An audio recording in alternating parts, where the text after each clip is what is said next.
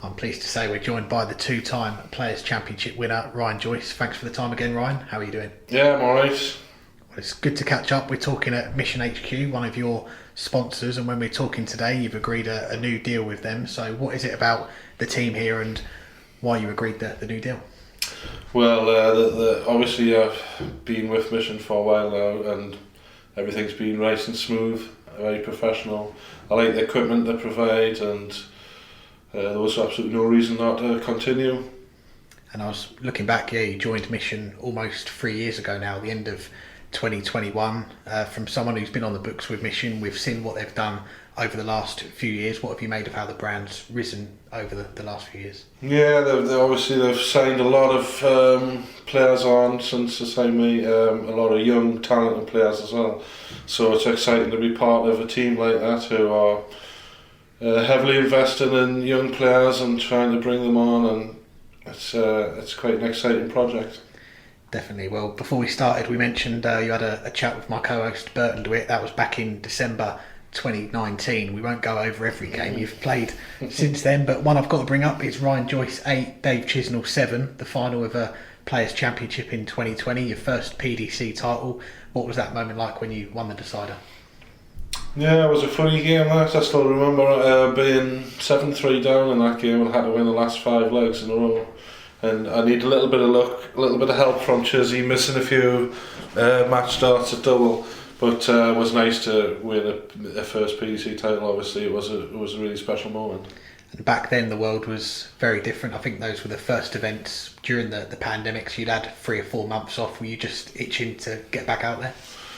Well, I cannot remember that far back and how I was feeling specifically about that. I couldn't say how I was feeling about that pandemic, and I just can't remember. It's such a long time ago now. Fair enough. Well, that title did get you the debuts in the World Match Play, the World Grand Prix. Obviously, they were behind closed doors as well. Did it feel special playing in those events, or was it difficult not having the crowd there? Yeah, because it's the first time I played in those events, I didn't really know what's the difference between playing behind closed doors and in front of a crowd, because I'd never played in front of the crowd to compare it. So it was just a new experience for me. I just tried to learn from it, just how I felt about playing and how good the opposition was and things like that. I learned a lot from those games, yeah. Well, one game I'm sure you felt good in was the Grand Prix debut against Peter Wright, 96 average to knock him out in the first round. How pleased were you with that? Probably one of your best performances up to that point on the stage. Yeah, I was always looking forward to playing in that because finishing's my strength. Hitting doubles is the strongest part of my game, and I remember going into the competition with a lot of confidence, and obviously that helped a lot. If you play with confidence, there's no better feeling than that.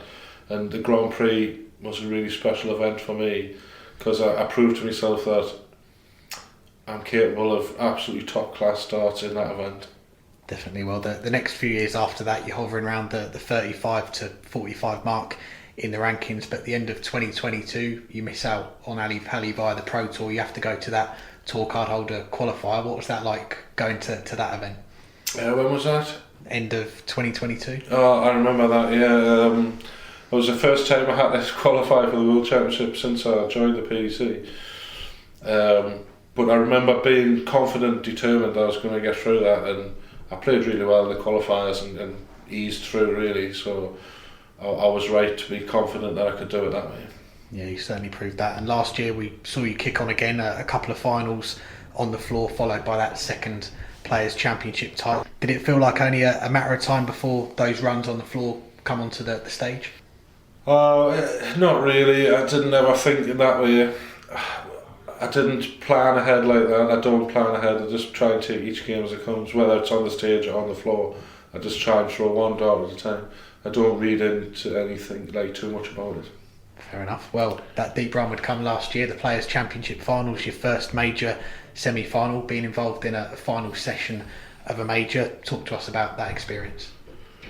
Yeah, I remember that. I think I got beat off Luke Humphries in the end, didn't I? It was one of those weeks where I felt like I got better and better as the matches went on and the opposition got stronger. I seemed to be able to cope with it better than I had done in the past. I can't remember exactly if there was any changes or any change in confidence, or just maybe just a little bit of luck here and there that you need sometimes to have those sort of runs. Nothing in particular sticks out as having changed for us to get that far. Well, let's get on to this year then, and you've been in all the ranking majors again. First time you've done that since 2020. First time playing at the Winter Gardens. We speak to a lot of players. They say it's one of their favourite venues. Where does it rank for you? I didn't spend much time in the Winter Gardens. I lost in the first round to Steve Bunton, but I did play well. It was a solid effort. Steve Bunton was playing really well at the time, and I pushed him all the way to sudden death. So I was pleased with how I played, just not so happy with the result. Playing at the Winter Gardens, it didn't feel much different to all the other venues really. I think if I'd played at all the venues maybe 10 times in a row, 10 years in a row, and then you'd learn a lot more about them and how they feel, and so I'd be able to answer that question better. But with it being only my first time there, I can't really say whether it's special or different, or I can't really remember much about it, to be honest. We'll ask you again in 10 years' time then. Well, what about the World Grand Prix? Because you had a great run there. You stayed there for most of the week, the semi-finals, 2 nail-biting wins against Nathan Aspinall and Rob Cross, 2 of the Premier League players this year. That must have felt good to beat them on the big stage. Yeah, it did feel good, and I had promised everybody before I went down that I was going to play well and I'm going to have a good run. So I put myself under a lot of pressure before the event, but I always backed myself to do well in that specific event. With my strength being hitting doubles, I was pleased that I was able to get to the semi-final. It took an exceptional performance from Luke Humphries to knock us out in the end. I thought I played my best darts in that semi-final. I lost 5-0 unbelievably, but he's such a phenomenal talent that sometimes you've got to expect that from the very, very top players. Yeah, we'll come on to Luke later as well. Speaking of high profile names, they don't get much bigger than Michael van Gerwen. A few weeks ago you knocked him out of the Grand Slam. I know neither of you played at your top game, but still to knock out Michael in a high pressure game, that must be another feather in the cap as well. Yeah, it was a funny old week that I felt like I wasn't playing very well. I was struggling to get the scoring going. I felt I was underperforming in the whole competition, and to be honest, I went into the game with not very really high hopes. I was just hoping that Michael would have one of his bad games. He seems to be having more and more of those lately, but I scraped past him in the end. I had 9 really good darts in the very last leg under pressure, so I can take a little bit of confidence from that. Just before the Grand Slam, we had the last lot of Pro Tours. You were one of the players dressed up as Steve Beaton. I know he meant a lot to you on the tour. We spoke with Nathan Aspinall recently, and he said you were very close to wearing fake tan and really being the bronze to Donis. So how close were you to putting on the fake tan? Yeah, it was something that we discussed as a group. The group of players that sit with Steve on the Pro Tour for the last few years, we discussed a lot of different things, and that's what we decided on in the end. But if everybody had agreed to it, we would have definitely done that. That'd have been good to see. Well, it was sad to see Steve miss out on Ali Pali this week, not get that proper farewell, but we thought we'd give you the chance to say a few words, because obviously he meant a lot to you. You've sat with him for the last few years on the tour. Yeah, Steve, well, he's an absolute legend of the game, isn't he? That's what everybody describes him as, and it's very fitting to call him that, because he's such a nice bloke. Forget about the darts and everything else. He's just a great bloke. Just a really nice person. Nice to talk to, nice to spend time with. It's going to be a huge miss for us. I used to spend a lot of time practicing with him before Pro Tours. We used to do nothing but laugh and just have a good time, and it's really sad to see him go. Yeah, and I was really disappointed for him the other day, losing that game 6-5. I think so close. I'd love to have seen him have a proper send off at the Worlds. It's going to be a huge miss for everybody, I think. And it looks like he's still going to stay in the top 64. Have you tried to persuade him, say give it one more year, Steve? Oh, everybody's tried. Yeah, his mind's made up. He's gonna have a go at the. He's not giving up darts. He's got lots of exhibitions lined up. Yeah. He's playing in this World Seniors Tour. He's doing all that. He probably plays some modus maybe, I don't know. Yeah. I'm sure he'll be invited. So he'll still be just as busy, just not playing in the PDC anymore. Yeah. Well, let's get on to the Worlds just briefly for you. The draw was made on Monday. Darius Labanauskas first up, the winner, to play Danny Noppert. What was your reaction to the draw? Yeah, it's just it is what it is. You look at all the other draws and you think, well, there's not really any easier routes, is there? Everybody's so good these days. Both of those games, Labanauskas and Noppert are both very good players. It'll be competitive. They're hard to beat. Just like you look at all the other draws, all the same. So it is what it is. You've got to get on with it and see what you can do. Try and prepare well, and as long as you're prepared well, that's all you can do, isn't it? And for you, you weren't far off entering as a seed at Ali Pali this year. I know you spoke about it during the Grand Prix, your fear of flying, which is why you've pulled out of some of the Euro tours this year. Is it something you've always had to try and deal with, or has it been something that's come on recently? Yeah, it's not just a fear of flying.